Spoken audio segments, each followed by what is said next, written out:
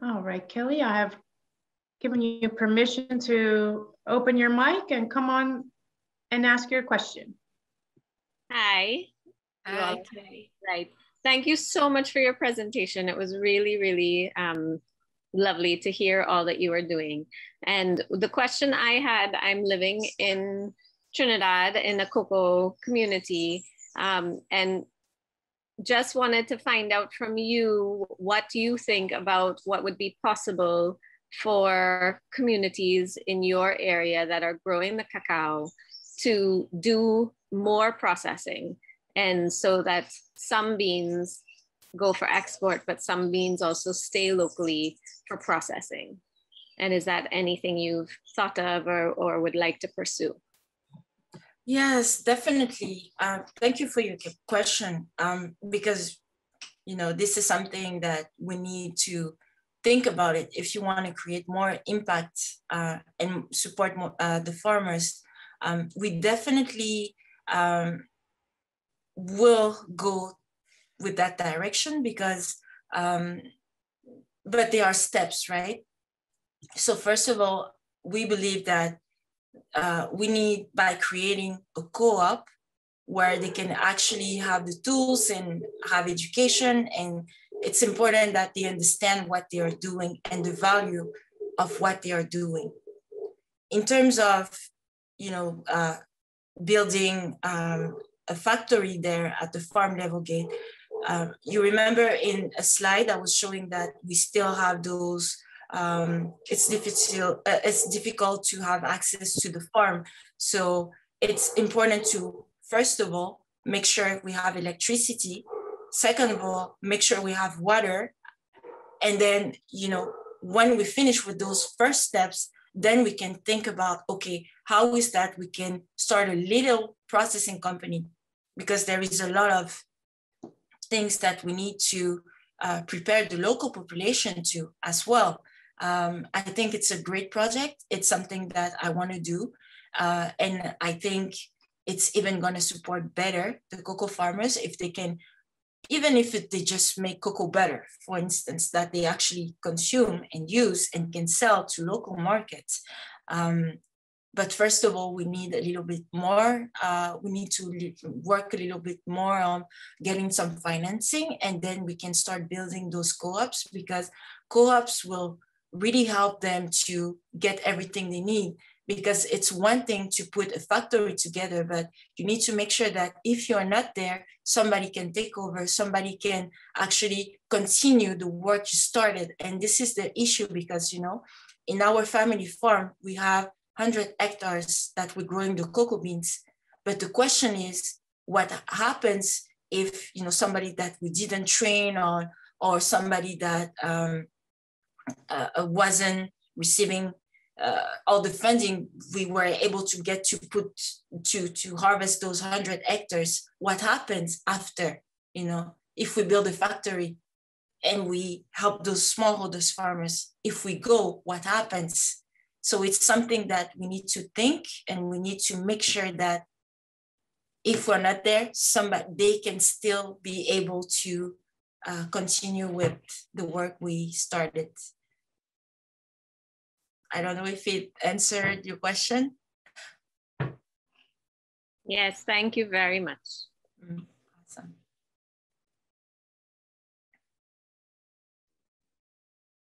Okay, Yannick, you have your hand raised. I'll open your mic, or give you permission to open your mic and ask your question. Okay, good afternoon to Ayissi. I'm also Ayissi Yannick. I will first start by congratulating you for your presentation. And I'm very impressed and glad for the way you went from to where you are now, because we have a small community here. We are also starting with the farm, but our goal is to process our product here locally. So I wanted to find out at which level the support you are talking about can help us in terms of building up the factory. Hello, Yannick. Thank you so much for your questions. Yeah, I'm happy to see that you have started the work. Congratulations to you too. And definitely, yes, I am open to share with you all the, where I purchase my equipment, 𝗀𝗀𝗀, of course, and, what it takes to build a factory. I think that's what we need in the industry. We need to have people that can guide us because it was challenging. It's still challenging, and it's so much things that I just thought that, roasting, I just need a roaster like coffee and that's done. No, you need to have, I will be open to share with you all the pains and the struggle that comes with, going through all that process. But if I may ask, what do you want to do? Because if, I'm not sure, do you want to go into a production of chocolate chips, or do you just want to do the roasting? What do you have in mind? Okay, actually in mind, we have to, the idea is actually to produce chocolate liquor, produce butter, produce powder, actually to have everything made locally. For the want to make it locally. I've seen the chart you presented, the guys that are producing already on Cameroon. Our goal is to be part of them, not at that scale, but at least to also bring our beans from the farm to the process. That will give more value to what we'll be producing, because we also have some small farms. So we are always at the beginning level, it's true, but at least we are already interested of the processing part of it. Perfect. And we also have some material that we brought from Cocoa Town. I think the next one will be the window, like you talked good about it. I think it's great. You see, the future is bright. I'm very happy. And you are based in Cameroon, right? Yes, in Cameroon. Good. Yeah, my dad is there. He's there right now. Cool. Yeah, we have an office in the village. The village is close to 𝗀𝗏𝗏. So I can give you his contact. You can talk to him if you want. We can go from there. I think it's great. What is actually on the market right now, I think you have great chances to compete, especially if you go from farm to finished products. I think people like it and want more and more, to see that, yeah, we can do this too. We can do this too. We can be part of making the chocolate industry better. So I will be definitely happy to connect you directly with my dad. I think he will be a good support as well. And for the processing part, definitely I can tell you what it took me to build the factory here and what you need, because it's not only about the equipment. You also need to find somebody who can set those equipments the right way. I end up, well, it's different here, but I end up purchasing booster fans. I end up purchasing so many different control panels. So yeah, you need to have a good local mechanic, a good plumber, but I'm sure, yeah, we can find good people back home for sure. Okay. The next question is from Althea. She is asking the companies, the 7 companies you mentioned that making the big companies in Cameroon, are they owned by Cameroonians, or is it like a foreign investors? I believe, from my knowledge, these are European companies, but with kind of Cameroonian names. They hire local people, but at the end of the day, it goes back to whatever country invested. For example, 𝗪𝗪𝗪 I'm going to Google because I don't know the owner. I will never know. Anyways, let me see. That's a very good question, you know, because, oh, wow, it's, yeah. Oh, it's part of 𝗵𝗵-𝗀𝗿𝗀𝘇, the world's leading manufacturer of high quality cocoa beans. So you see, it's kind of, we understand who controls the chocolate industry. So unfortunately, yes, some Cameroonian will work at the factory, but they are not decision makers. So I'm happy to hear that somebody like Yannick will actually be, you know, it's going to be a Cameroonian company. He's going to support the cocoa farmers. He's going to process the cocoa beans. So this is why I'm saying the future is bright, because people understand how the supply chain works and how we should help bringing a change. Definitely. Then Anna was asking, what role does the Cameroonian government play in the process of from farm to export? And also she wants to know the what's the size of your farm and average yearly production? Yes, so the farm, like I said earlier, we have 1,000 hectares, but we are only producing on 100 hectares right now, because we don't have enough resources to produce on 1,000 hectares, because, you know, you need to, unfortunately, cut the trees and make sure that the land is ready to be harvested. But right now the farm can produce up to 200 metric tons of raw cacao beans. And here in my facility, I can produce 32,000 of chocolate ingredients, basically. I forgot the first question she asked, sorry. Mm-hmm. What does the role the Cameroonian government plays in the process from farm to export? Ooh, okay. Well, as a small company, I'm still at a startup phase. We don't have support from the government at this stage. We are still considered as very small, so nobody really supports us. There is nothing put in place to support the small cocoa farmers. Well, I'm not aware of it. So from my experience and what I'm doing, I had no support. Yeah. Mm-hmm.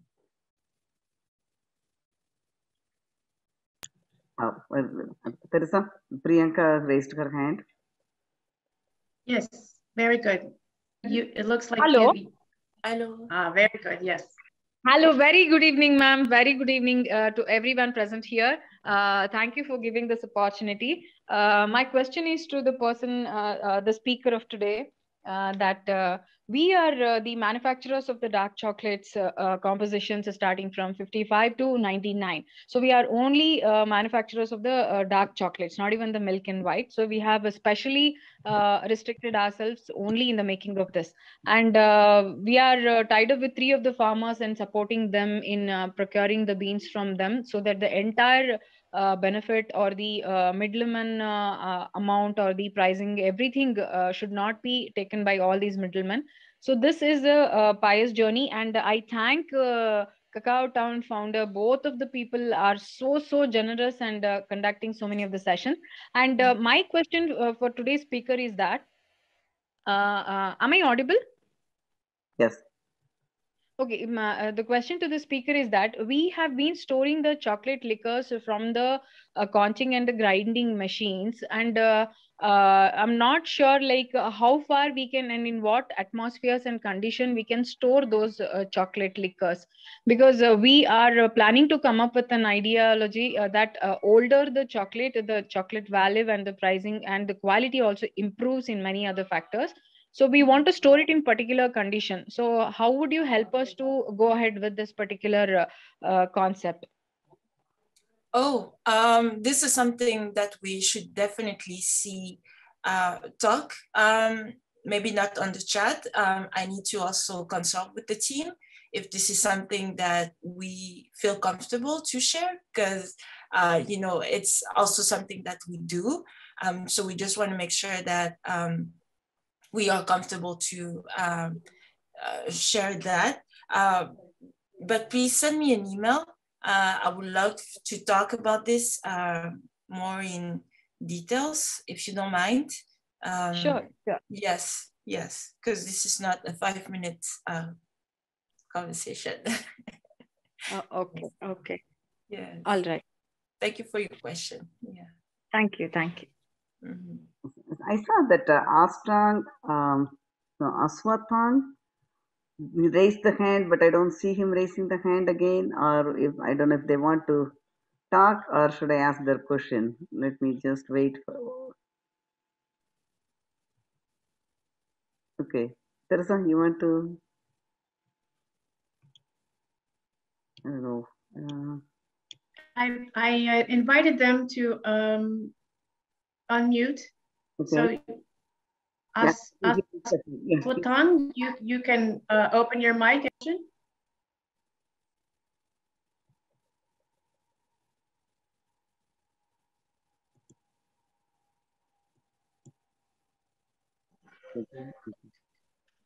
Hello.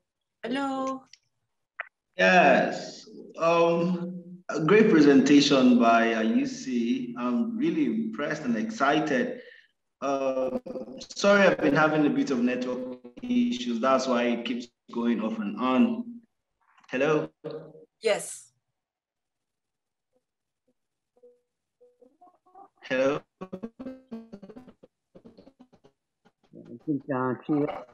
Okay. So, yes. My question actually was more like what Kelly asked earlier. Communities, you know. Hello. Hello. Yes. We hear you. It's a little bit glitchy, but we do hear you. Are you still there? I will just. Okay. Yes, we're here. Yes, I know it's. Okay, so I was saying that what I had in mind was a bit like what Kelly asked earlier, the thing about coming down to local communities. Okay, so I noticed that here we have cocoa, but we get to export it. So how about the bean to bar workshop around here, maybe Cameroon? I'm a Nigerian and we have cocoa here, but I'm not really okay with the exporting. Yeah, I partly export, but the training workshops, education on these things down here in the local communities, people who may want to do what Ayissi is doing down here, stuff like that. That's what but your response to Kelly's question was great. I mean, you know, so that's what I'm looking at. You said it's something we can think about and work towards, you know, so I'd really be looking forward to that. If I have a workshop in Cameroon, Nigeria is close by, I could come there, or something around here that I can come learn, get an education on it, you know, and then know the equipment, and then do something close. It'll be great, really great. I agree, and create more jobs for local population. More jobs, yes. Yes. Yeah. All right. Can I answer this question, Ayissi? So I'm okay. I think since I can correspond with Cocoa Town, maybe we could get updates on whatever comes up along that line. Yes, definitely. And yeah, definitely. This is I just want to let you know that there is a flavor lab supported by Guitar Chocolate. Talia is there representing the guitar. Talia, would you like to come on and talk about the flavor lab and how they can? Thank you. Thank you.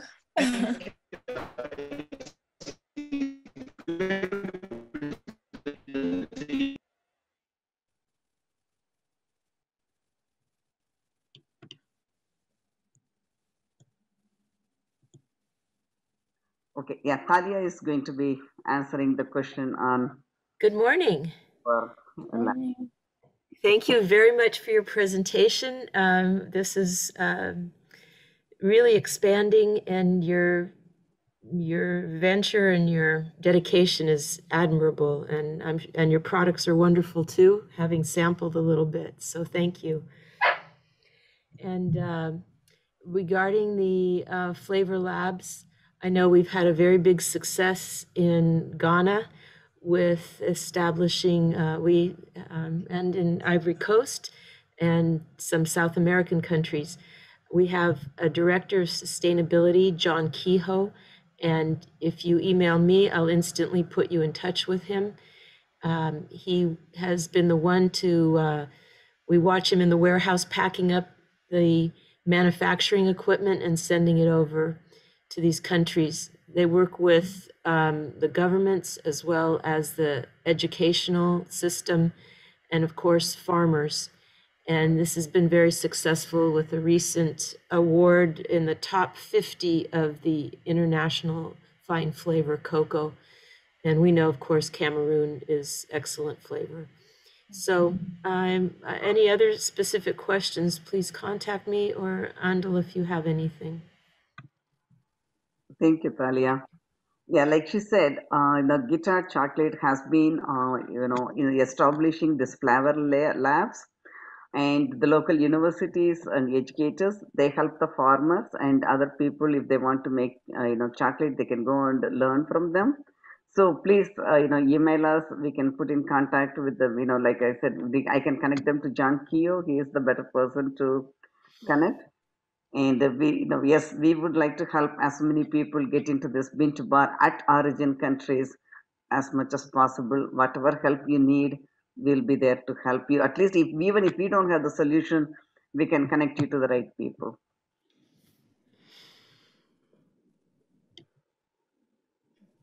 And then the next question is, okay, Thomas, do you want to ask the question or you want me to ask your question?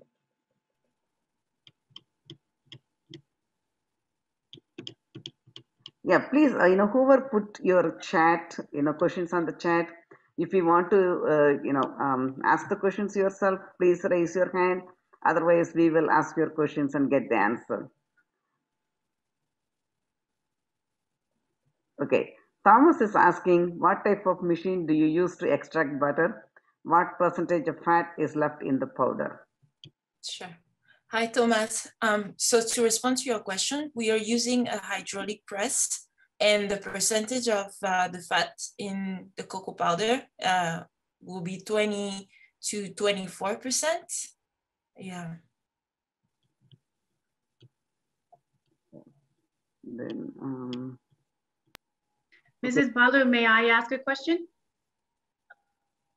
Okay, I have a question. As a, I work for Cocoa Town, and through my employment there, I learned about bean to bar chocolate and have become quite an enthusiast and somewhat of a nut over it. And my question is, how do I, as a consumer, what can I do to improve my role in improving the life of the cocoa farmer? I'm the end user. I'm the one buying the chocolate. What can I do, and how can I always get so emotional over these stories. How can I help affect this process? Sure. Yeah, and it's a good question, because nowadays people really want to support and make sure that,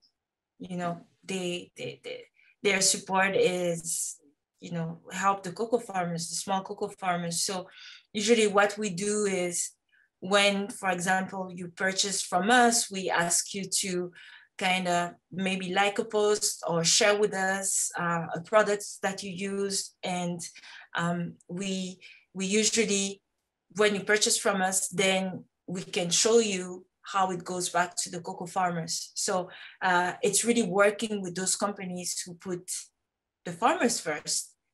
So there is a work that you have to do there. You need to see, okay, what is the impact the company is creating? Is this just for profit, or is it actually, are they with the cocoa farmers? Are they doing something to help, to support, to put, to make sure that we know how the industry work, and they have been doing this for the cocoa farmers. So you do your due diligence.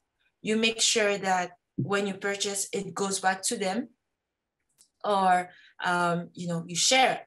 Okay, this company is doing this with the small cocoa farmers, and I'm supporting this. Yes, you let the community know. And here, for example, we are working on a QR code on our packaging. So those QR codes, basically when you scan them, you're going to be able to see the picture. You're going to be able to see when the cocoa beans have been harvested.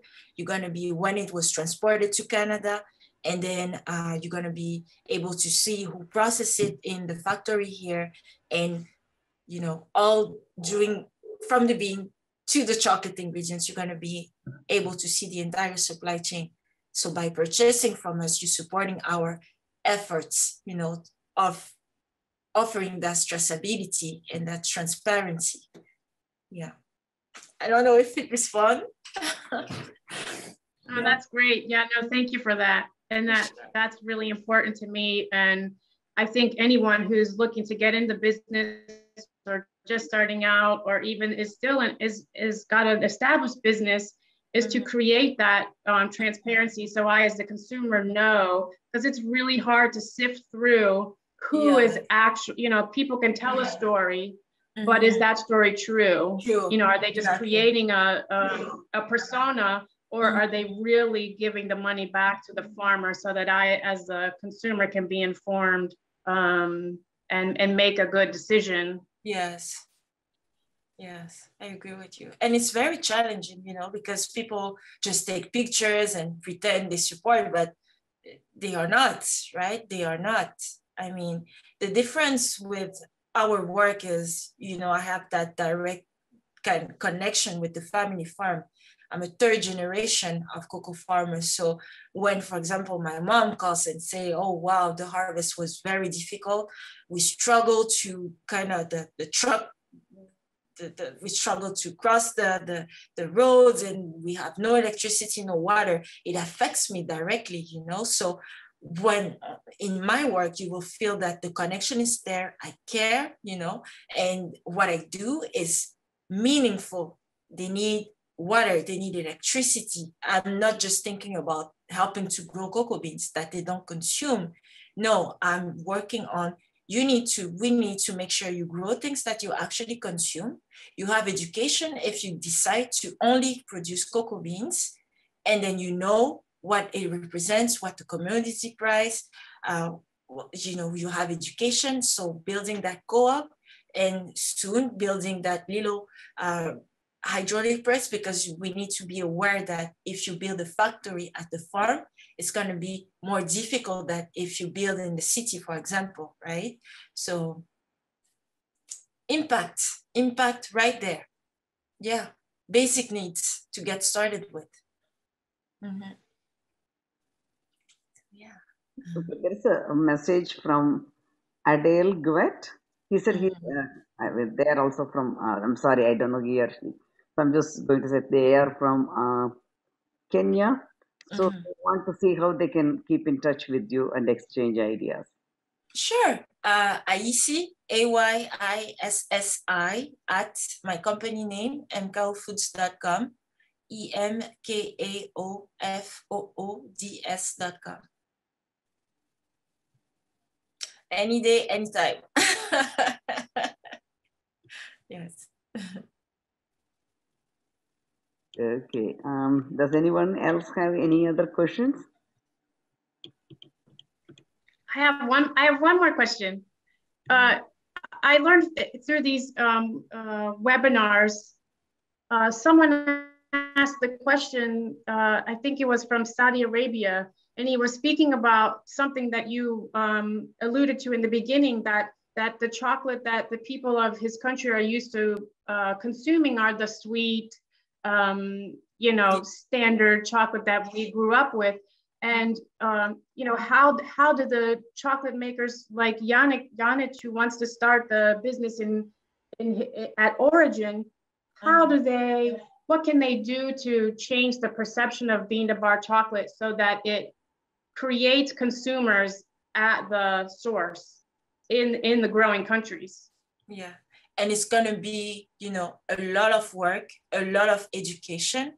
I think Yannick should invest in, like, you know, those little commercials, really to make people understand that too sweet is not good, because those chocolate bars are very, like, it's really sweet. You don't even taste chocolate. So it's kind of making sure that people understand that actually chocolate doesn't have to be that sweet. And then going into, we can do this as well, right? It's not magic, it's not impossible, and it supports your aunt. It's really starting to kind of making sure that people love helping, supporting, and buying local, because in Cameroon we love to buy from people that are not local made. That's the reality. So there is a lot of education you will have to invest in, or maybe having, I don't know, what is working right now is having somebody else representing your brand, but it's going to be a lot of education to kind of launch his brand, and launching those chocolates a little bit and targeted, because when it's too sweet, adults are just not interested. And the reality is that adults are buying those chocolates. So he will need to create maybe something less sweeter and more bitter, something with cocoa nibs, because I know my mom, she loves cocoa nibs. She's always like, oh, I'm going to make chocolate with nibs today. So there is like rebuild the entire experience about what is chocolate. And this is why what 𝗙𝗵𝗺 is doing is something that we should learn from, because it's not just about eating sugar in the chocolate, right? It has to be better than that. Yes.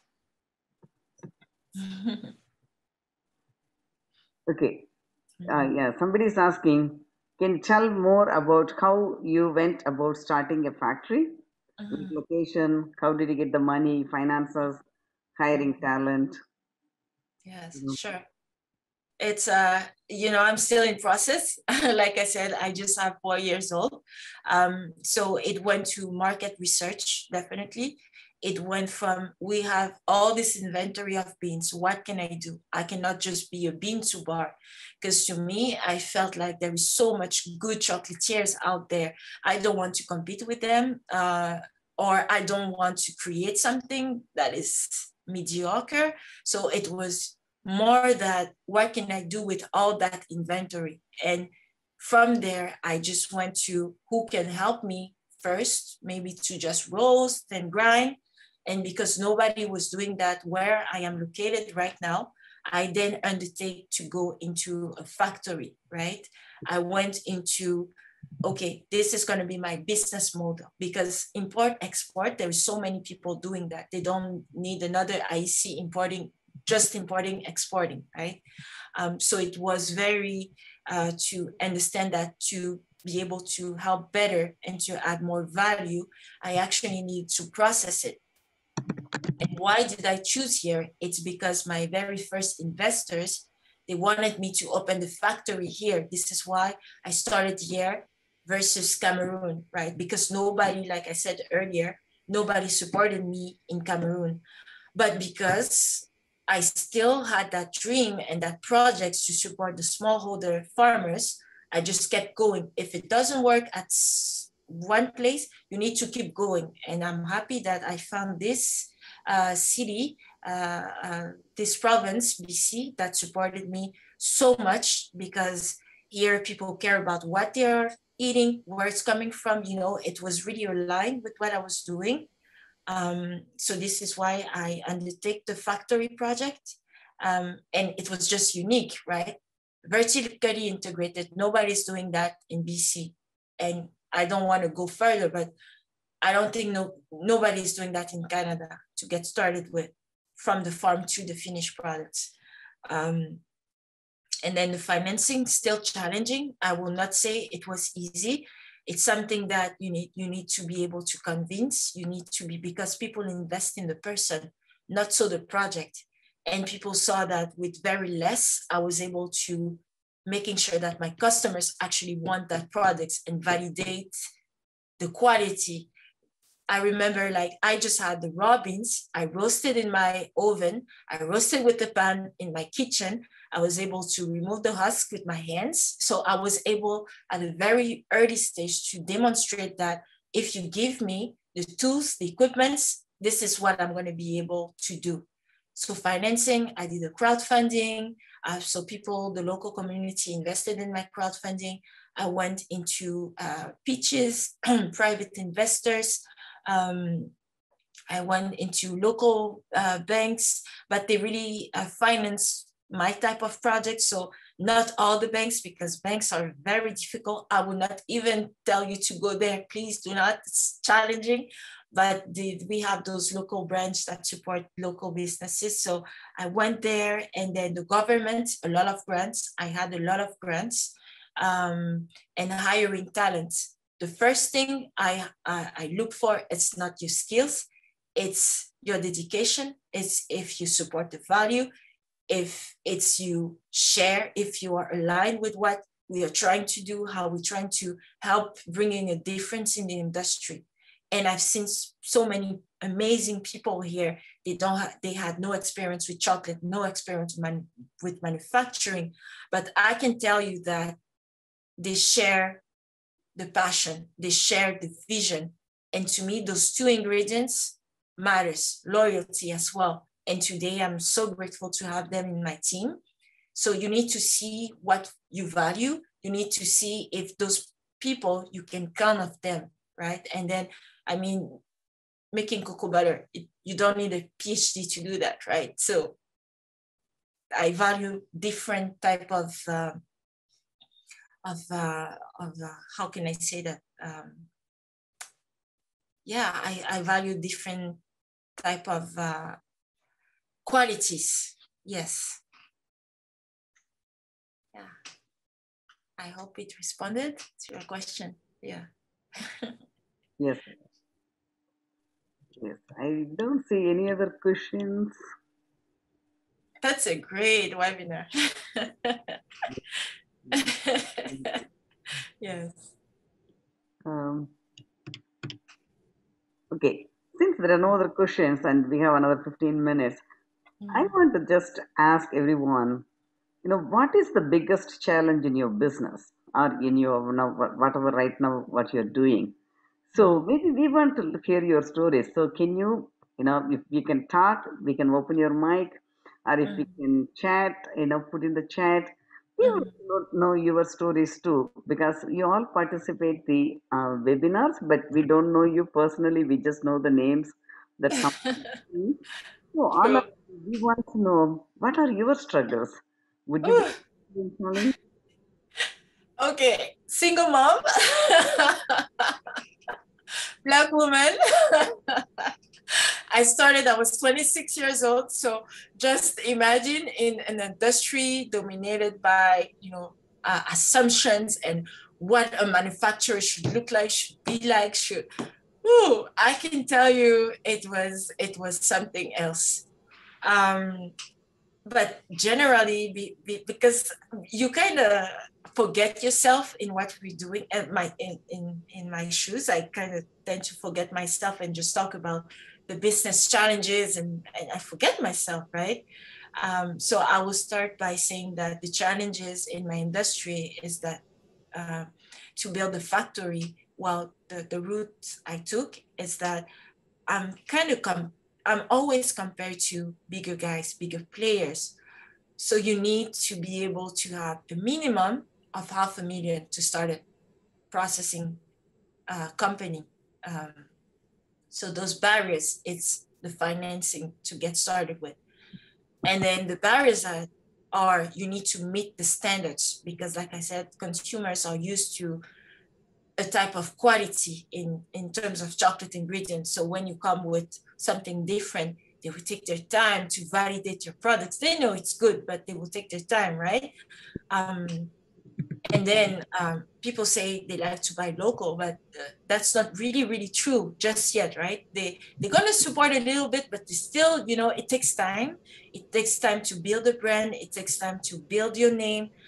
So you're going to always be able to people always compare me with those big guys. And I'm like, no, please understand the work we're trying to do here. This is different. You shouldn't be comparing. You should say, if I decide to go with this new player, then I'm going to have a different product, maybe a premium product. So again, a lot of education. The challenge is just, you know, it is dominated mostly by people who don't care. And, you know, bringing awareness, it takes a lot of effort. I love doing that, but sometimes, you know, I can be frustrated because I'm just trying to, you know, I started this business with in my land, saying that, oh yes, it's going to be all good, people are going to support right away. No, it takes time, and I understand that it takes time. So that was in the business side, you know, but in the personal side, like I said, you know, my son is always making fun of me because I'm a tourist, so we are a go-getter. So he's like, yeah, Mom, you work a lot. You know, you need to be aware that starting a business it's going to take a lot of your time. You're going to be dedicated most of the time. You're just going to be talking about, eating about business, like dreaming about your business. So sacrifices, you know. It's been maybe over 10 years that I haven't seen some family members because I moved from a milestone to a milestone. I personally think that I was born to be an entrepreneur because since my 12 years old, I was always trying to have a business, doing something, selling t-shirts, selling sandwiches, being the captain of X team, being a team leader. And I don't like to say that, you know, what I define my leadership is that I want to bring people together. I don't want people to feel that I am better than them. No, it's what can we do together to bring a change, because we have to do a change, because we cannot just sitting on something that is not working. We need to be able to do better because we can do better. So I'm always trying to bring a change, whatever I do. I used to play basketball, I used to play volleyball. So team leader, always bringing people together. So this is something that was in me. So when growing up in France as well, you know, I was always into, okay, can I do hair? Can I do starting a hair business? You know, I was always trying to do things. But definitely things happen in Canada because Canada is still a place where things are difficult, but not impossible, right? And I'm an example that, okay, if you have the only people who believe in your project, because not everybody will believe in your project, and which is completely okay, but you need to find those people who will believe in your project. And from there, you can, whatever you have, you can start to do things. It's important to, you know, trust. To me, I will say people really trusted me because I raised over 700,000 in less than 2 years, you know, because people really trusted me. When I said, this is what I want to do, it's because I brought the beans, first of all, with our own money. We brought the beans in. I was starting to roast them, like I said, in my kitchen. I made some big chunk of chocolate chips. I went to the ice cream shops. I explained the whole process. They just loved it, you know, because they see the drive. They see that, okay, with nothing, this is what I was able to do. So this is what people want to invest in. People want somebody who is willing to do the work, not only sitting and saying on business plan, oh yes, this is what I'm going to do. It's great. It's important to have a business plan, but it's important to show that you can deliver, right? On the personal side, I just love what I do. I hope when I talk to people, people are able to see my passion. People are able to understand that we need support. People are able to see that this is not just about making profit. I understand the profit part. It's important to, you know, making sure my staff is paid, making sure that I reimburse my loans and whatever so on. It's important, but it's not the main purpose of the business, because we actually have real issues until today. You cannot live with $2 per day. This is not fair. I understand there is no connection between the farmer, for some big companies, right? There is no connection between the farmer and what they're doing, but it has to change. It's just has to change. I hope I didn't talk too much. No, you didn't talk so much, Ayissi. It's all coming from your experience and Yeah. your passion and dedication and hard work. Yeah, I'm also trying to ask the participants if they want to come on mic or if they want to put it on chat what their struggles are, if they want to share. You know, people assume that, yes, we cannot do that as a woman. And to give you a background, I have no experience in manufacturing. Let's just be clear right there. I have never worked with chocolate before. So I came from my background is so diverse. So when I was in high school, I was doing mechanics because I was always intrigued by elevators. I was like, okay, I need to understand how an elevator works. So I went into, in high school in France, I was into that program. My major was mechanics. So I was the only girl, a class of racist people, but in a small city, Poitiers, it's all good. But I just loved it, physics and mechanics. I graduated, and then I wanted to understand how come we're still consuming milk, even we are adults. So I went into marketing. I had a bachelor in marketing. And then here in Canada, in Montreal, in Quebec, I started my master in marketing. So this is where I was able to understand that marketing, you can actually create good with marketing. You can bring awareness. So I launched this t-shirt company.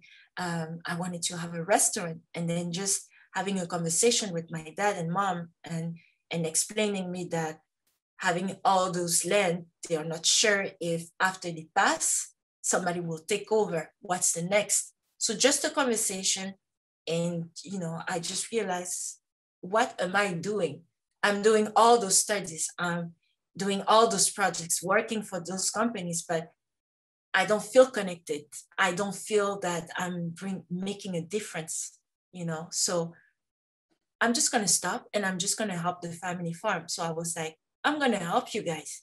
And I'm going to make sure that even though I love chocolate, you know, I'm going to make sure I have a diploma. So I went to 𝗙𝗺𝗁.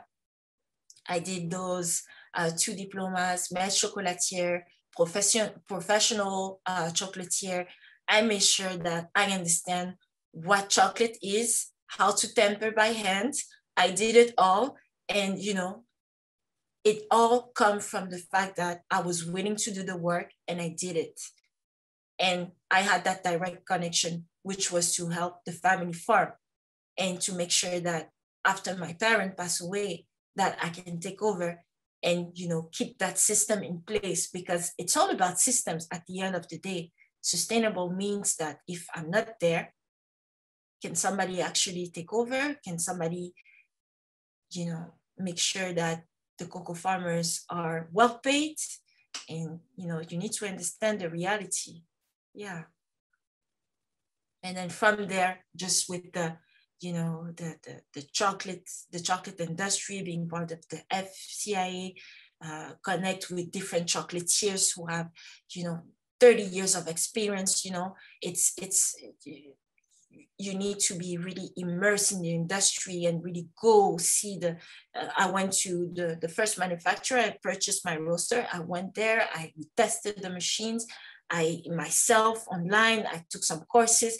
You need to be able to get the knowledge you need, surround yourself with people with, I like to say, smarter people than me. And this is how it works. And I'm still learning, you know. Yeah. Yeah, Nisal is asking, how much do you pay farmers in local communities per kilogram of beans? Yes, so we go up to $5. We went up to $5 per kilograms. It depends on the harvest. I have to admit that last year it was very difficult on us.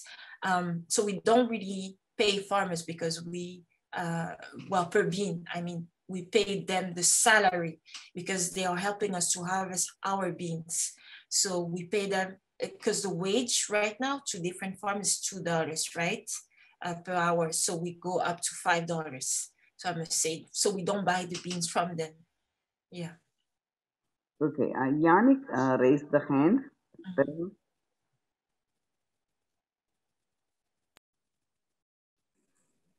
Okay, thank you once You can more. unmute. Yes, hello? Yes, hello Yannick. Yes, this is just to share a bit of our struggle, because we are a small group. We started by the farming part of it. We have, we don't have too much. We have about, let's say, 30 hectares. But we are planning to go, we have already planted at least, let's say, 10 hectares. But the thing is, to make the chocolate, we wanted to make like everything made in Cameroon. Good. So now it's difficult to find the nib in the market. You can have beans, but at the level of nibs, there's no market. Okay, now you can roast, like you say, we have already do some trial at home in the kitchen, like roasting, grounding, making chocolate.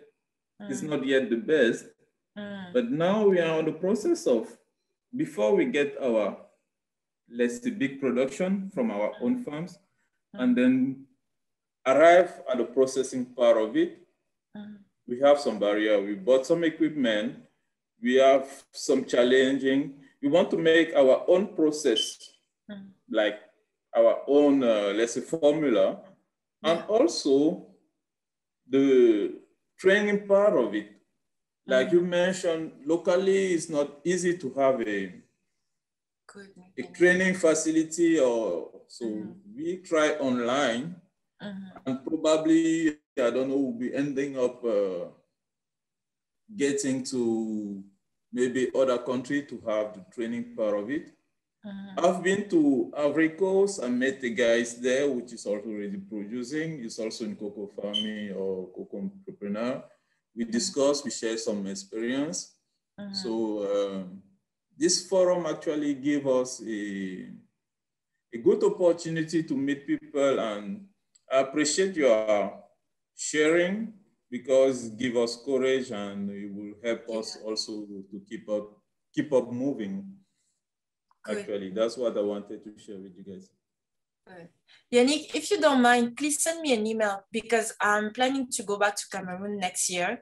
So I think we should just get connected to Talia and see how we can have actually a lab in Cameroon, because I think that, you know, if we can do something, we should do it, providing what we have learned, and how can we support. This can be done, you know, at the farm level gate. And then, yeah, please send me an email, and let's just connect, because this is, I think going to Côte d'Ivoire, it's kind of a long way.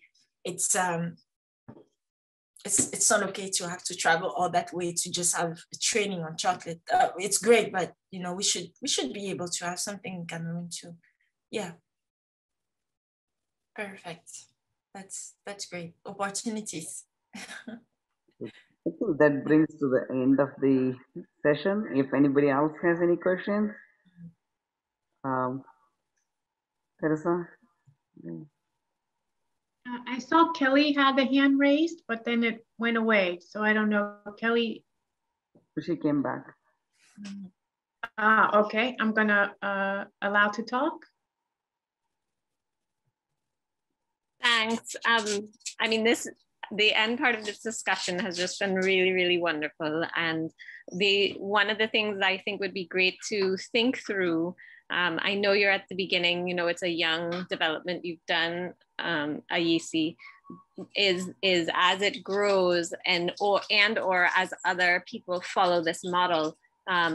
I know the beans are coming from your farm, but part of what we think through is sort of like a profit sharing with the farmers, and creating a model, or if there is a model created, or if that's something you had thought about, now or as it expands to the point where you might be buying beans from other farms as well. And you know, it goes back to somebody else's question about like, what are farmers getting paid, but like, how can they really be involved in the whole process, even though what they are doing is the harvesting to drying, that there's a profit sharing with whatever companies they are connected with that are doing the further value added. Definitely. Thank you for your question. Because, you know, we are an impact company. So definitely those things, how are we reensuring that the cocoa farmers actually benefits from ourselves, let's say. This is why I like to bring technology in, blockchain, QR codes, those things. To me, it's proof, like you cannot, this is proof, right? If we're talking about blockchain being able to kind of send directly the money to the farmer, you know, this to me, it's even more,